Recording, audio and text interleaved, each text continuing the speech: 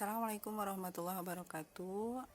Alhamdulillah kita ketemu lagi. Kali ini kita masuk ke bab kedua ya, yaitu program linier. Jangan kemana-mana, kita langsung menuju ke TKP. Nah, ini yang akan kita pelajari kali ini, yaitu menyelesaikan masalah program linier. Untuk apa saja yang dipelajari di program linier ini, yaitu menyelesaikan sistem pertidaksamaan linier dua variabel, karena ini inti dari program linier ya. Kita harus tahu penyelesaian dari pertidaksamaannya. Kita sudah pernah tahu sistem persamaan linier dua variabel, nah sekarang yang pertidaksamaannya. Terus merancang model matematika dari masalah program linier, kemudian baru kita menyelesaikan model matematika tersebut. Nah, sekarang kita masuk ke bagian yang pertama dulu ya, yaitu menyelesaikan sistem pertidaksamaan linier dua variabel. Yaitu penyelesaian dari sistem pertidaksamaan linier dua variabel. Kita bahas lebih lanjut tentang sistem pertidaksamaan linier dua variabel itu apa sih. Nah, ini ya. Jadi di materi kelas 10 ada materi sistem pertidaksamaan. Nah, di materi SMP atau MTS kita juga pernah dapat materi sistem persamaan linier dua variabel. Nah, jadi sambungan tuh sistem persamaannya kita udah pernah belajar ya, yang dua variabel. Terus pertidaksamaannya kita belajar juga di kelas 10. Nah, sekarang kita mau belajar untuk pertidaksamaan linier dua variabelnya seperti apa. Nah, ini tandanya pasti ingat ya, kalau begini berarti lebih dari, terus kurang dari gitu kan, terus lebih dari sama dengan, kurang dari sama dengan gitu ya. Itu simbol-simbolnya kita harus terbiasa dengan simbol-simbol ini, karena untuk program linier juga nanti kita sering pakai tanda-tanda ini ya, tanda-tanda ketidaksamaan. Definisi pertidaksamaan linier dua variabel sendiri itu apa sih? Nah, ini suatu pertidaksamaan yang di dalamnya memuat dua variabel dan masing-masing variabel itu berderajat 1. Jadi pangkatnya harus 1, nggak boleh kuadrat. Ya, kalau kuadrat nanti beda lagi. Nah, kalau yang pertidaksamaan linier itu kan berarti garisnya lurus.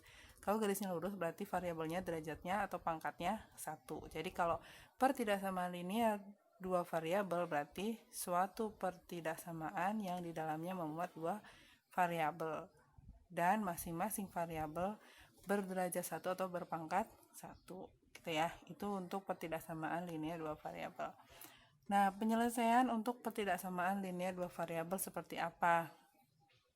Nih ya, pertidaksamaan pada umumnya kita sudah tahu penyelesaiannya seperti apa gitu ya. Kita akan menentukan himpunan penyelesaiannya. Nah, himpunan penyelesaian itu bisa kita lihat dari gambar di bidang kartesius ya, lebih mudah akan terlihat di sana.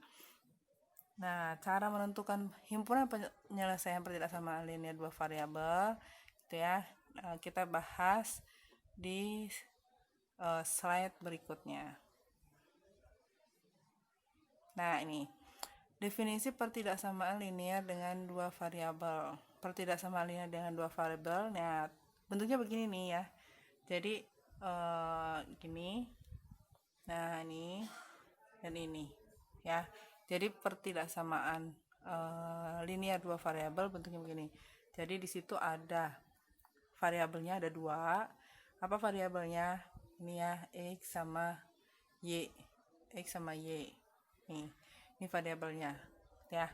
Terus tandanya pakai pertidaksamaan gitu. Nah, ini makanya pertidaksamaan linier dua variabel. Dua variabel itu x sama y.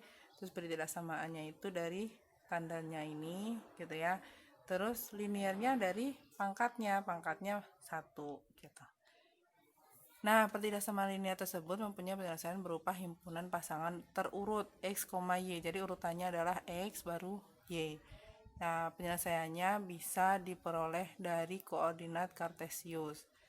Contoh-contohnya seperti ini. Nah, yang pertama ya contohnya. Kalau misalnya saya punya ini gambar grafik. Di sini ada X sama dengan A. Kalau X sama dengan A kan berarti yang ini ya, garis yang A nih. Ini namanya garis X sama dengan A karena A-nya di sini nih. Ini kan A. Ya, jadi kalau X sama dengan A itu yang ini. Ini namanya X sama dengan A. Kalau di sini misalnya ada B, berarti ini X sama dengan B. Kalau di sini berarti X sama dengan min A, misalnya gitu. Nah, lanjut ya. Terus kalau misalnya kita punya ini, maka kalau kita diminta X lebih besar dari sama dengan A, berarti yang mana? Kalau lebih besar berarti ternyata yang diaksir adalah yang sebelah kanan, yaitu yang lebih besar. Lebih besar berarti kan lebih gitu ya. Nah, berarti kamu bisa nebak nih, kalau misalnya X kurang dari sama dengan A, yang mananya? Coba kita lihat. Benar nggak tebakan kamu? Kalau X sama dengan A, terus kamu diminta X kurang dari sama dengan A, yang mana? Nah, ternyata yang diaksir adalah sebelah kiri. Gitu ya. Jadi paham ya di sini. Kalau kurang berarti ada sebelah sininya garis, gitu ya. Kalau lebih berarti sebelah sananya garis. Nah, ini pakainya sama dengan say. Ya, bro. Kalau ini pakainya sama dengan, jadi garis ini garisnya lurus. Maksudnya penuh. Nah, kalau nanti ada bentuk misalnya X lebih dari A, ini kan nggak pakai sama dengan, berarti garisnya bentuknya begini. Ini A di sini misalnya, ini garisnya putus-putus. Nah, putus-putus terus kurang dari, berarti sebelah sini yang diaksir. Gitu. Kalau X kurang dari A, kalau X kurang dari B, sorry. Kalau X kurang dari B, nah, misalnya gini ya, lebih dari B, ini lebih dari B, ini kurang dari A, sorry. Ulangi lagi. Kalau misalnya kamu diminta X kurang dari A, nah ini A nya di sini nih, ini A gitu ya. Karena ini nggak pakai sama dengan, jadi bentuknya garisnya bukan garis lurus begini, lurus penuh nih, tapi garisnya putus-putus. Nah, contohnya gini nih, ini kan kurang dari A, nih garisnya gini. Kalau kurang berarti sebelah sininya gitu. Kalau X lebih dari A berarti sebelah sininya. Nah, bedanya di sini. Kalau pakai sama dengan berarti garisnya nggak putus-putus. Kalau pakai sama dengan berarti garisnya lurus ya. Kalau tidak pakai sama dengan garisnya putus-putus. Kalau pakai sama dengan nih bawahnya berarti garisnya full, bukan putus-putus. Ya, lanjut ya. Nah, nih misal ada lagi Y. Kalau Y berarti kalau nggak di atas di bawah gitu kan. Nah, nih misalnya ini ada Y sama dengan B. Kalau yang ditanya Y lebih besar dari B berarti ke atas atau ke bawah?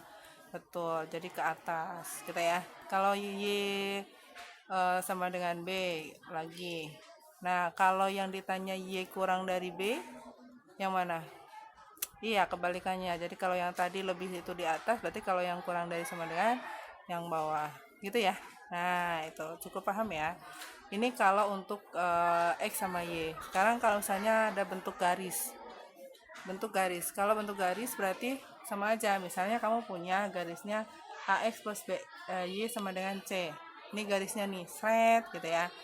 Terus yang diminta ternyata lebih dari. Nah, kalau lebih dari berarti sebelah kanan. Tuh, garisnya miring karena dia pakai gradien. Ya, ingat-ingat lagi materi SMP.